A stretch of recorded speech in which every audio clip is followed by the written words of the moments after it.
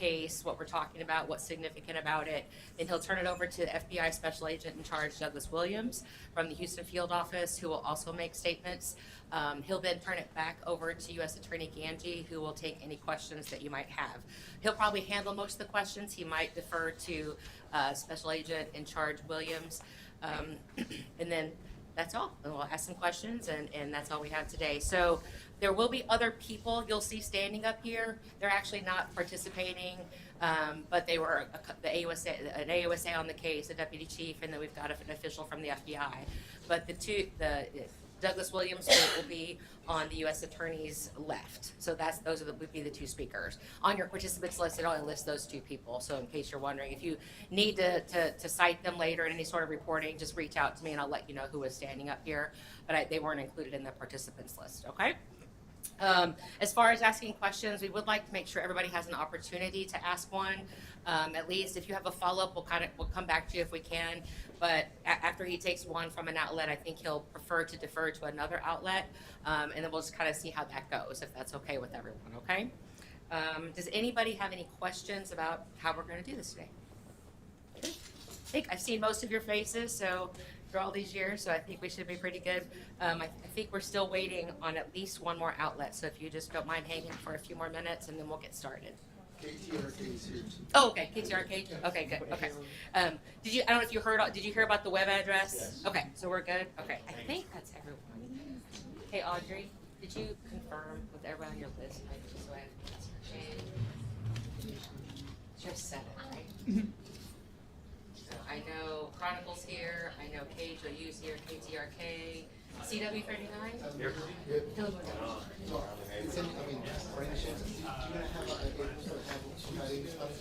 Yes, so after the press conference concludes, Christina Garza, she's with the FBI Houston, you probably know her. She can make a statement or two afterwards if for you, okay? Does that work? Is CW39? Okay. I guess I should have heard you. So, Telemundo, News Nation, I know, off too. So I think we're good. All right, well, we'll get started. Yeah. Does anybody have their device to see if that link was working by chance? Is it good? Okay, great. It doesn't let you download the picture. I think you're gonna have to do save picture as or something, but let me know how it works in your reporting.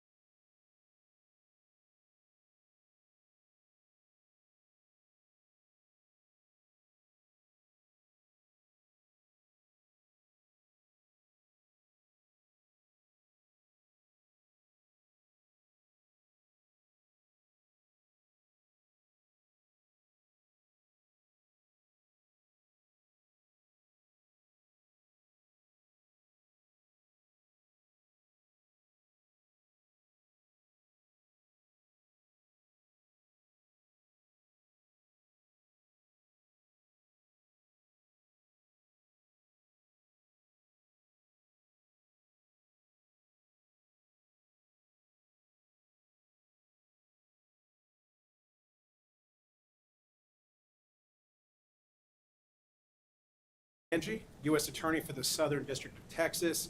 With me at the podium is Special Agent in Charge, FBI Houston, Douglas Williams. Before I begin, I wanted to take a moment to express, on behalf of the entire Southern District of Texas, our heartfelt sympathies for those that lost loved ones, lost their homes, lost everything in the devastating flooding in Central Texas. Our prayers are with the grieving families and all those rescue personnel, both professional and volunteer, that have worked tirelessly and heroically to save lives. Today, we are here to announce that for the first time in many years, an alleged Chinese state-sponsored hacker has been arrested for computer intrusion crimes against institutions in the United States. In 2023, a grand jury here in Houston returned a sealed indictment against Xu Zuwei and his defendant Zhang Yu for offenses arising from the hacking of computers at 3 universities, 2 of which are located here in the Southern District of Texas, as well as the hacking of a major international law firm based in Washington, D.C. This indictment alleges that Xu, along with others, operated under the control and direction of the Chinese State Security Bureau as part of a state-sponsored hacking group known as Haflium, or Silk Typhoon. It is alleged that the State Security Bureau would assign targets to Xu, both organizations and individuals, with the instruction for him to hack the accounts and seek out specific information. The conduct alleged in this case began in February 2020, at a time just before COVID took firm hold in the United States, but had already begun to rage throughout China, despite the Chinese government's insistence a few weeks earlier that the virus could not be spread from person to person. The indictment alleges that Xu was ordered to hack into specific American universities and mailboxes of particular individuals at those universities, including virologists and immunologists who are conducting COVID-19 research. Xu is alleged to have penetrated the various schools' exchange servers by exploiting vulnerabilities in software to surreptitiously insert pieces of code or script known as web shells into targeted accounts, allowing the hackers continue to access to the account's email and to the information contained therein. Once Xu obtained access to these targeted accounts, he was able to copy gigabytes of COVID research, which he then transferred to his State Security Bureau handlers. In October 2020, Xu is also alleged to have hacked into the email of a major DC-based international law firm, doing so to access and export confidential information about the firm's clients, specifically U.S. policymakers, government agencies, and political actors. Some of the searches that Xu was alleged to have conducted, including during the cyber intrusion, including the search terms Hong Kong, Chinese sources, and MSS, referring to China's Ministry of State Security. Although the Chinese state-sponsored hackers are, on occasion, indicted by the Department of Justice, it is exceedingly rare, indeed it is virtually unheard of, to actually get your hands on them. Since 2023, the United States has waited, quietly and patiently, for Xu to make a mistake that would put him within the reach of the American judicial system. And last week, he did just that, traveling from Shanghai to Milan, Italy. Once he touched down in Italy, Xu was promptly taken into custody by Italian authorities. He now awaits extradition to the United States, and we are deeply grateful to our Italian partners for their assistance in this case. I would also like to thank our partners at the FBI and DOJ's Office of International Affairs for their help in making this arrest happen. We also wish to thank DOJ's National Security Division for their partnership throughout this long investigation. It is notable that the Chinese government directed theft COVID-19 research began in February 2020, after the outbreak of the virus in mainland China, and at a time where PRC officials were withholding information about the virus and its origin. The hacking of these American universities is not just a violation of intellectual property rights, it's an attack on American scientific innovation. The hacking of a U.S. law firm is not just about computer crime. It's about an attack on the American system of justice, which depends on the legal ability of clients to seek and obtain frank and confidential advice from their law counsel. Although the conduct in this case took place several years ago, we never lost sight of our goal to bring the perpetrators of these cyber intrusions to justice. Now, at least some of that story can be told. We eagerly await Mr. Shu's speedy extradition to the United States, and when he arrives, we look forward to extending him a warm Texas welcome. And with that, I'll turn it over to SAC Williams.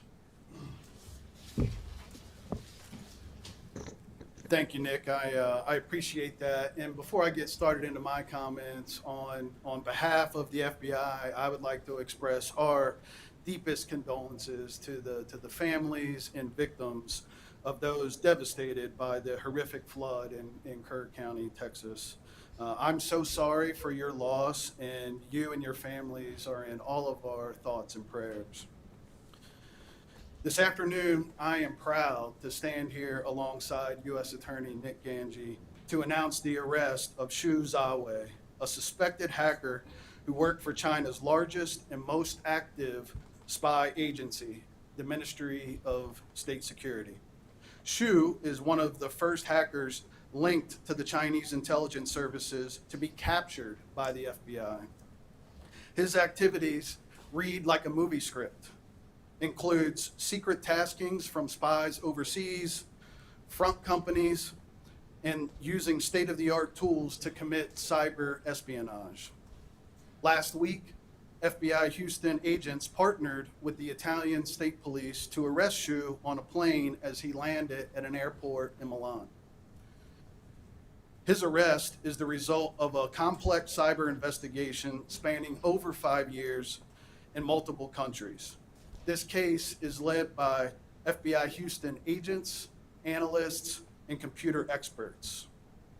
And to grasp the magnitude of this case, I rewind to February 2020 when our investigation began. While the Chinese government was concealing the truth about the origins of the COVID-19 virus, the Chinese Ministry of State Security, or MSS, was busy stealing America's most critical COVID vaccine research. As the world sheltered in place, Chinese hackers and spies launched a silent assault on our nation. Not with guns or bombs, but through cyber intrusions, targeting US-based doctors and scientists who are tirelessly working under extreme pressure to create a groundbreaking vaccine for the virus. Let me be clear. This was a calculated, deliberate effort by the Chinese government to hijack American innovation for their own gain. They not only sought to steal our intellectual property regarding effective COVID vaccines, but they also wanted to profit off the hard work of American researchers. That's where FBI Houston stepped in, and our cyber team spearheaded an investigation into Shu and his colleague, John Yu. We traced their every move, uncloaked their covert cyber operations, and followed their digital breadcrumbs around the globe. What we uncovered was an incredibly sophisticated spy and hacking operation. We witnessed Chinese MSS intelligence officers directing Shu and Zhong to exploit weaknesses in Microsoft's Exchange server. But this wasn't just a data breach. It was a full-scale cyber assault on some of America's most prominent and reputable institutions. They compromised thousands of computers worldwide while targeting law firms, military defense contractors, and universities, including 2 universities here in the Southern District of Texas. FBI Houston fought back in an unprecedented tactic in 2021. Our office led the first ever court-authorized operation to remotely access hundreds of victim computers using the hackers' own tools to remove the malicious code that gave Chinese spies admission to those computers. Working in the digital shadows, our team countered an advanced and persistent adversary hell-bent on infiltrating thousands of American networks and devices. As you can tell, this isn't your typical cyber investigation. Our investigation revealed that the Chinese government will stop at nothing to steal from the United States. And they have no shame in their actions and no respect for international laws. Their only regret is that their criminal conduct is now unmasked and laid bare for the world to see. To the Chinese spies and officials monitoring this press conference today, FBI Houston has a message for you. Your crimes are no longer hidden in the shadows.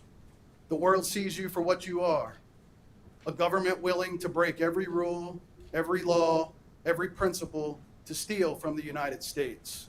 Continue your cyber campaigns at your peril. As FBI leaders have said time and again, no government poses a greater long-term threat to the American national security and economic prosperity than the People's Republic of China. Through its ongoing illegal efforts, the PRC hinders American innovation and deprives U.S. institutions of revenue and which supports scientific advances. And these crimes perpetrated by the PRC don't just happen once a year. In fact, less than a week before we arrested Xu in Italy, FBI agents apprehended Laren Lai just a few miles from here. Lai, another alleged Chinese spy, sought to conduct clandestine intelligence operations and allegedly worked to identify U.S. Navy personnel for potential recruitment by the Chinese Ministry of State Security, or MSS. FBI Houston continues to stand guard against the Chinese government's attempts to steal American innovation, disrupt American businesses, and threaten our way of life. We have proven that our reach spans continents, and our work to protect the homeland and the American people from foreign adversaries will continue. At this time, Xu remains in the custody of the Italian police under a provisional arrest warrant.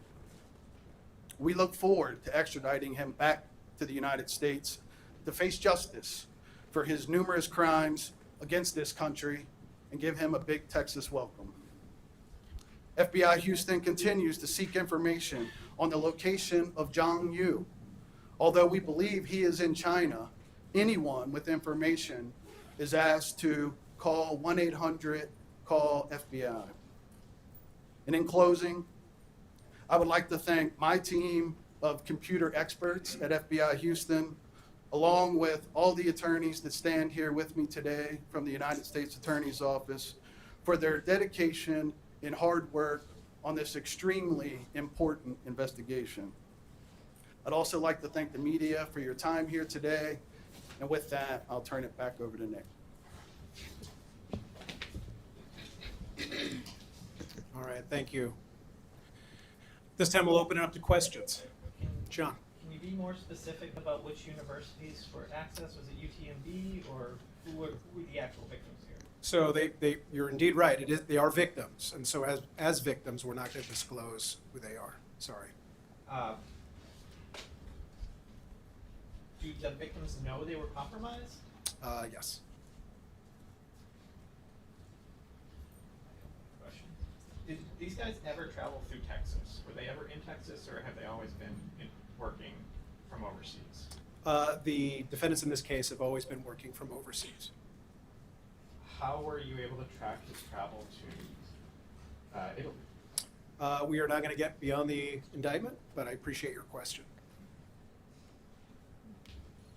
Did the hacking at all impact the development of the vaccine? Could lives have been lost because of what these guys did?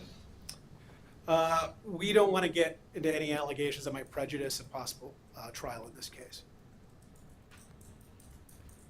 Special Agent Williams said that there was a counter effort to access computers remotely through I guess the victims' computers. Is that something that I didn't know the government could do that. Is that something that the victims had to consent to, or you guys got a warrant for, or what can you tell me about that operation? Yeah.